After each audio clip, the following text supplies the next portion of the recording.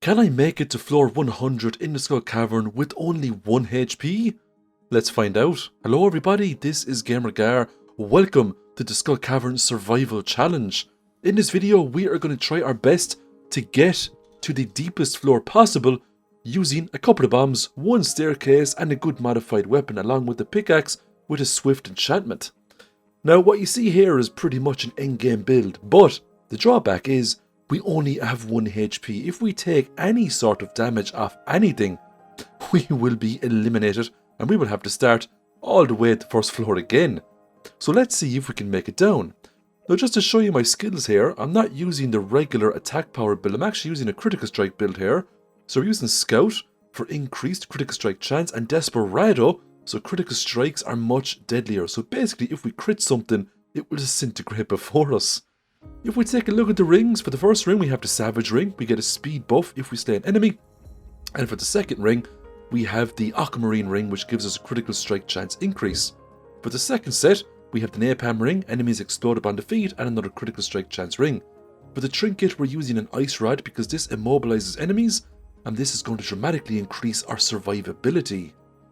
Without further ado, let's go straight into the Skull Cavern. Just so you know, we have the luck on maximum, and we also have the CJB cheats menu +2 speed. Reason for this, the +2 speed is equivalent to taking a triple shot espresso and a spicy eel. I just thought it'd be a bit more efficient if we had +2 speed on there, so we wouldn't have to be popping buff food all the time. So with that out of the way, let's see if we can actually achieve getting to floor 100 without taking a single bit of damage. Now this Skull Cavern run ends up being quite stressful for me, because any sort of enemy in here is an absolute huge threat. There's also rules I have imposed by myself, so I can't obviously use the Slime Charmer ring, because that would make it way too easy, because the good majority of enemies in this Skull Cavern are slimes. And I will also negate myself from using the Phoenix ring. The Phoenix ring will basically give you a second life if you take a fatal blow. I felt like that would be cheating a little bit, because it would be kind of like coming in here with, you know, 2 lives instead of 1. And if you come in here with 2 lives, you know, you don't have that intensity, you know, you don't have that nervousness, especially when you get deeper down into Skull Caverns. Now, the Skull Caverns are home to many a ferocious enemy, but most of these enemies are quite slow. They're easy to get around. We have more or less an unlimited supply of bombs, however our energy is limited, and if our energy runs out, there is absolutely nothing we can do to increase our energy. We'll have to rely more on the bombs. Now, the bombs are double-edged swords. We have the regular bomb, we've got the cherry bomb, and we have the mega bomb. If we take any sort of damage off any of these bombs, we will get eliminated, so we need to use these very carefully. So when you see all these big stacks of bombs, don't think that I'm making life easier for myself. It's actually just to bring in some more intensity into the challenge. Now if we go down holes, despite the fact that you do take damage, you only take percentage damage. So because we have 1 HP, the holes won't actually kill us. So if we do see holes, we will absolutely jump into them and hope for the best. Now when it comes to the biggest threats inside the Skull Caverns, the Serpent is by far the most lethal enemy because it is the fastest enemy. Serpents can literally come out of nowhere, just like this. They will come out of the shadows and they will try to snipe us. Now we're using a bladed weapon. I was going to use the club and I could rely on the ground slam. The problem with the club is that once you use the ground slam, it's on cooldown and it's quite the slow weapon. So I'm going to play a kind of balanced build, and I figured a sword would increase my survivability chances because it's fast and I could whack enemies away. At the same time, if I crit an enemy, it's going to die immediately. What you see here is basically an unedited version of me doing a full Skull Cavern run, so I'm not going to be cutting out a single piece of content from this, because I just want to show you all of the floors that I have to get through here in the hopes to get to floor 100. I want to show you all of the close calls, I want to show you all of the breaks that we get, and of course, I want to show you any potential deaths that might happen. Now, at the moment, we're on floor 14, but what's going to happen is that the further we get down, the more nervous I get, and anytime enemies appear, I start running away from them because I just don't want to take the risk, despite the fact that I have very powerful gear. I've got very powerful rings, I've got an absolutely powerful weapon. It's probably one of the most powerful weapons in the game. And if we talk more about this weapon, it's a Dragon Tooth Cutlass. Some of you might be wondering why I'm not using infinity weapons. Reason being, dragon tooth weapons are more powerful. They all come with a built-in crit power, even the sword and the club weapon. You can actually enchant them further using dragon's teeth, and you can even stack them up with prismatic shards. So basically, you can have up to 3 enchants on a dragon tooth weapon. More or less, you can put it on any weapon that's not a galaxy or an infinity weapon. But the dragon tooth weapons are of the highest caliber. They come with the highest base damage. Now, if we were playing legitimately, it would take hundreds of dragon's teeth to get the perfect enchants. But this weapon in particular has a plus 75 crit power, and it also has an additional plus 3 critical strike chance. Now, the plus 3 crit strike chance could have been swapped out for maybe a plus 5 attack, but because we were focusing so much on getting critical strikes, I figured increasing critical strike would be more important than increasing base attack power. So we actually have 3 aquamarines printed weapon as well for more crit strike chance instead of putting in the usual 3 rubies.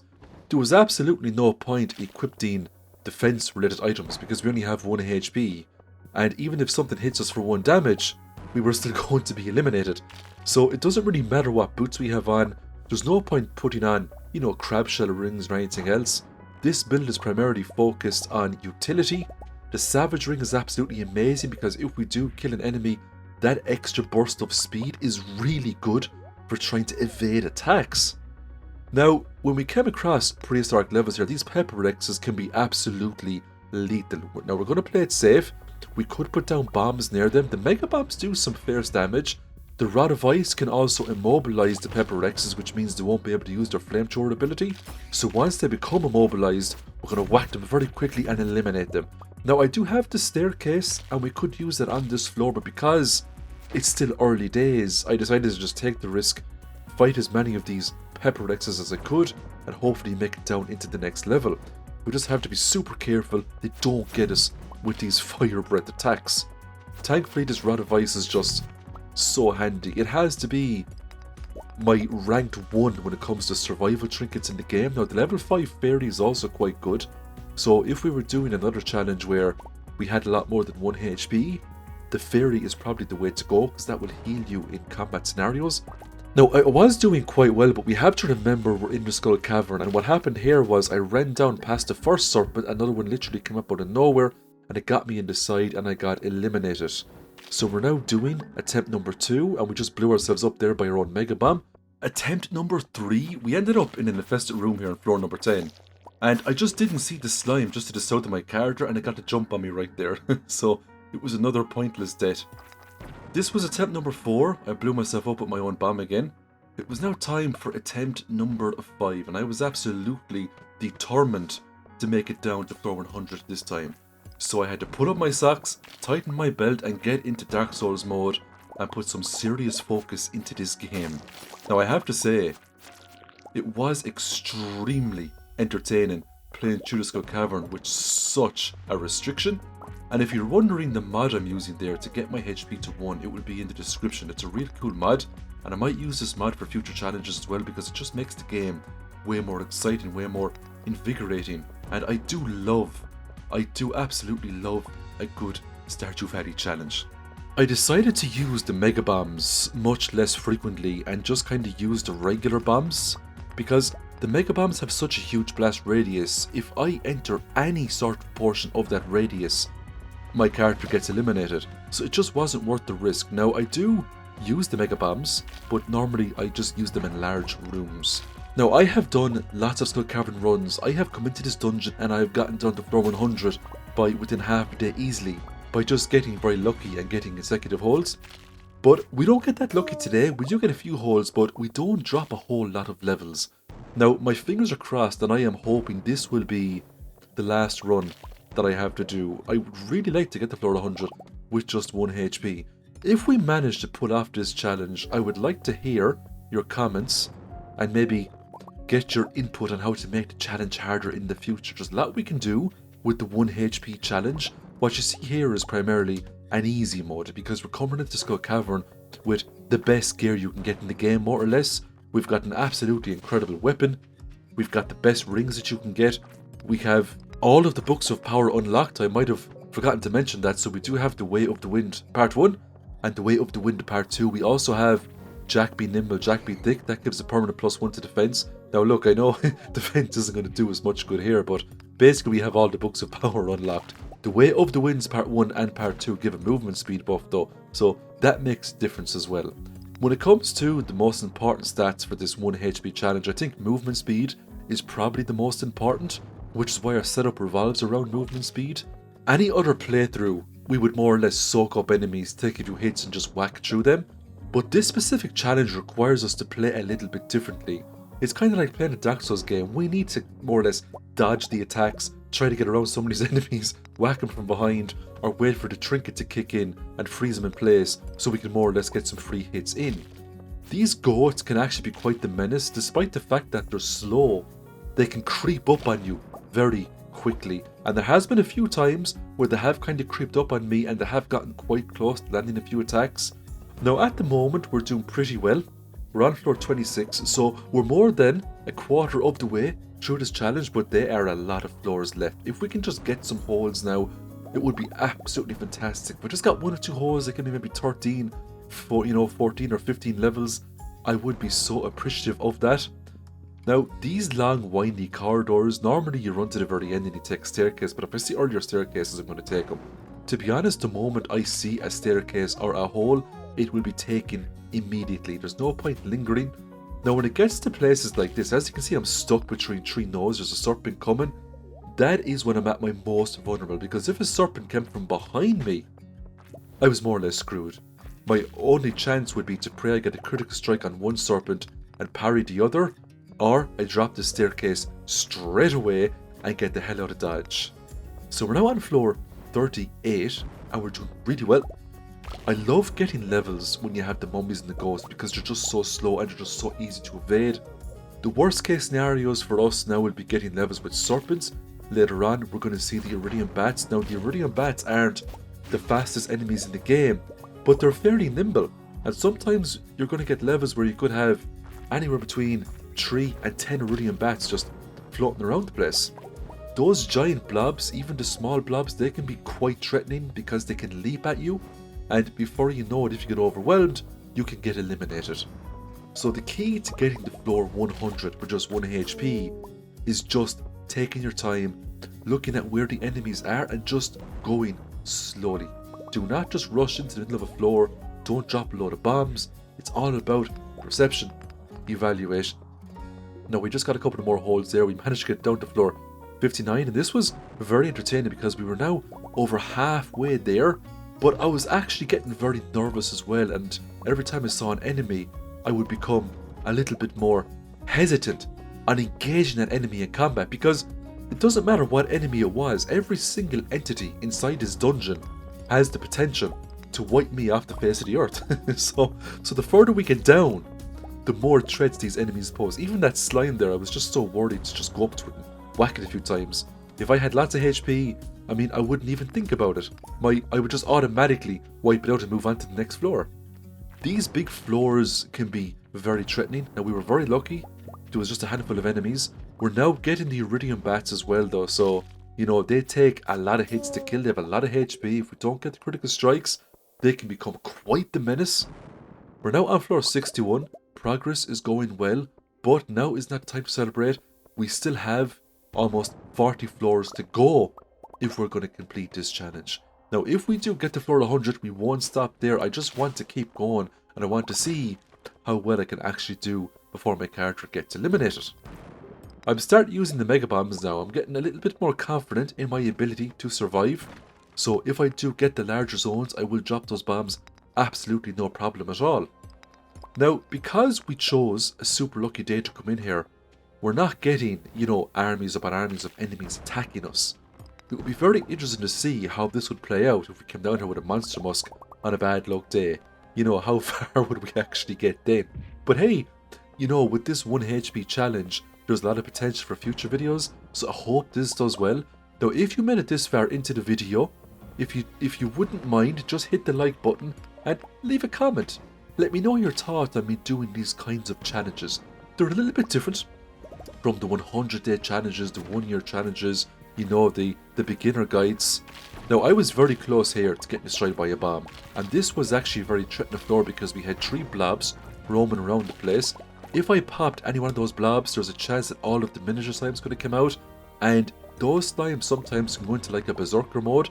They can get very fast, very aggressive, so when it comes to those small little floors, we have to be oh so careful. We also have to watch out for our energy, because if that goes to 0, we can't really use our pickaxe anymore. We have to use bombs. And when it comes to the smaller floors, that can be absolutely lethal. So we need to keep an eye on how often we use our pickaxe. Now when I got to this floor 74, I thought I was going to get eliminated. There was multiple enemies attacking me. That iridium bat almost got me. I was so close to getting eliminated right there, but I kept moving. I dropped bombs to disrupt the enemy, and I tried my best to just get around these enemies and get that staircase. I almost got nipped by that giant slime, but I got away with it. We're now on floor 75. So floor 74, at this moment in time, was the toughest floor that we had to do in order to evade enemy attacks. I now had less than 25 floors to go, 24 floors, and we had this challenge complete. At this moment in time, my adrenaline was literally shooting out of my toes. I was extremely focused. My wrist was shaking a bit, but I just kept telling myself that it didn't matter how deep I got, the enemies remained the same. And I knew these enemies quite well. I knew what these enemies were capable of, and I knew the best ways to tackle them. Now every time I had to fight a serpent by swinging downwards, I just got so nervous.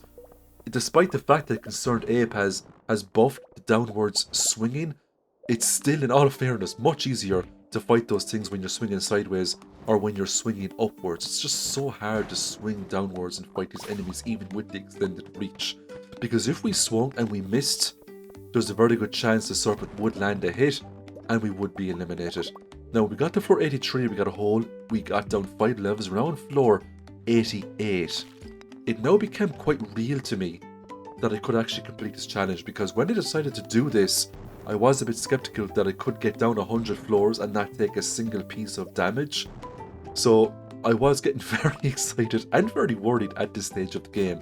Floor 90, we just had 10 floors to go. Iridium bats, serpents, we just had to focus really hard now. All of our efforts are getting this done. The Rod of Ice is probably the most, it has to be probably the most overpowered trinket in the game when it comes to survivability. I was thinking about bringing the frog, because the frog will one-shot any enemy in this game, but the problem with the frog is that it has a pretty big cooldown.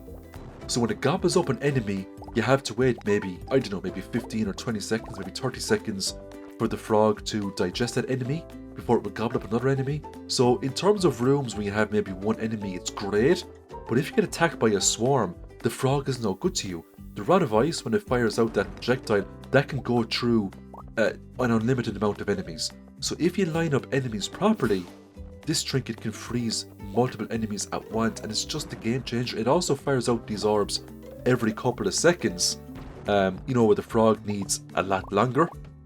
You also had the magic quiver, where it would shoot magical arrows at enemies every few seconds doing damage, but the problem with the magic quiver is that it wouldn't stop the enemies from getting close to you. That's why I went with the Rod of Ice and not the magical quiver. We also had other trinkets too, you know, we had the golden spur, which gives you a speed buff every time you land a critical strike on an enemy. But when it comes to the very small areas, those compact areas, that wouldn't do you much good. So I did put a lot of thought into what trinket I was going to use to try and accomplish getting to floor 100 without getting eliminated. We also had other trinkets as well, like the fairy box. Of course, we only had 1 HP, so that's not going to do much good if we were to equip that. And of course, we had the parrot, where enemies have a chance to drop money if we kill them. That wasn't going to do us much good either. This is a great example of the ice trinket just freezing 3 mummies in one go. We were able to eliminate them quite quickly. We're now on floor 95, and I was absolutely shaken in my seat. Floor 96, and this serpent, it was like a huge boss in my eyes, because it had the potential to just ruin this whole run. When I dropped that bomb, it was a huge mistake, because I could have very well ended up in that explosion if I didn't get the staircase right there. So I had to tell myself to calm down a little bit, take a few deep breaths. I was on floor 97. I just picked up a hole here, could not believe it, got down 3 levels, and that is the challenge complete. We made it down to floor 100, without taking a single hit off an enemy. A cherry sapling for our efforts. Now, we're not going to stop the challenge here, okay? We're going to set a personal record, and we can always try to do this in the future if you want more videos like this. So let's go into the next floor and just continue on with the challenge. Now, at this moment in time, I didn't care too much about getting eliminated. I was just happy that I was able to complete this challenge. Now, the first couple of attempts that you saw there were just a few attempts.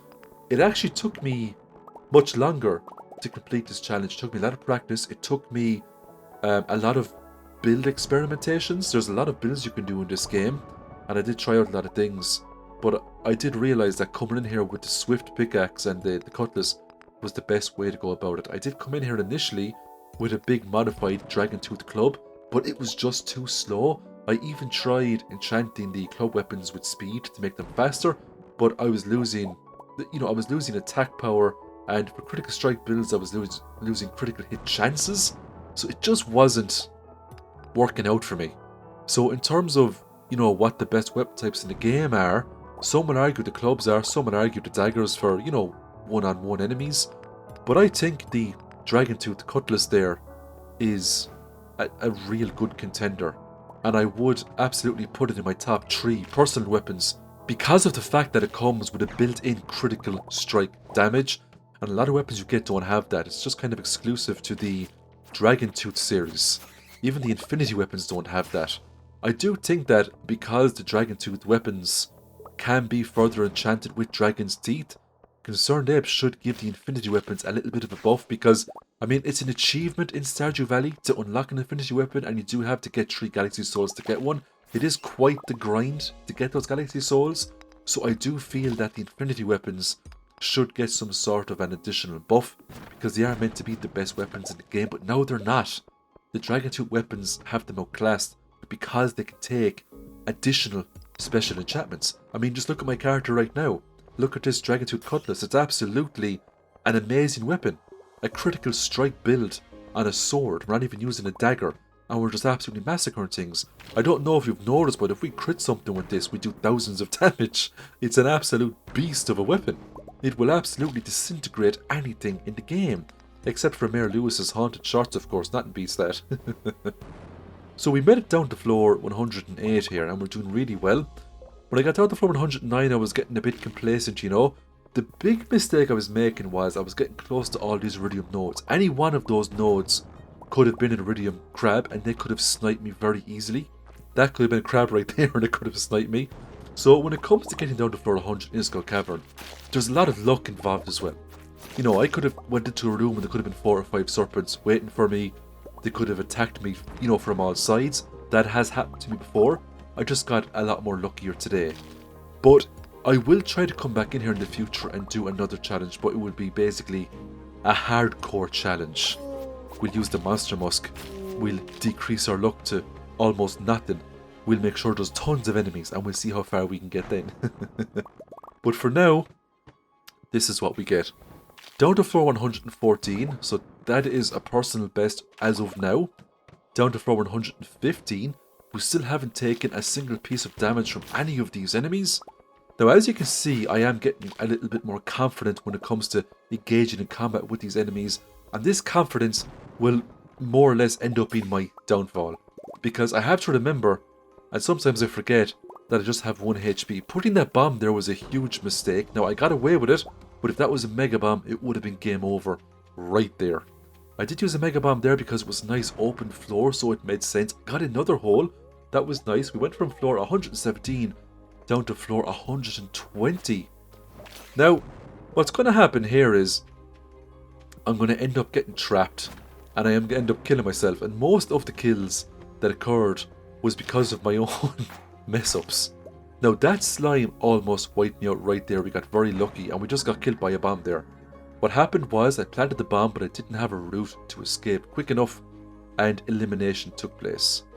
And there you have it. That is the Skull Cavern Survival Challenge. I really hope you liked this video. It took a lot of time to make. Like and subscribe if you'd like to see more Stardew Valley challenges like this. A huge shout out to all of my channel members. I hope you all have a magnificent week, and I will see you in the next Stardew Valley challenge.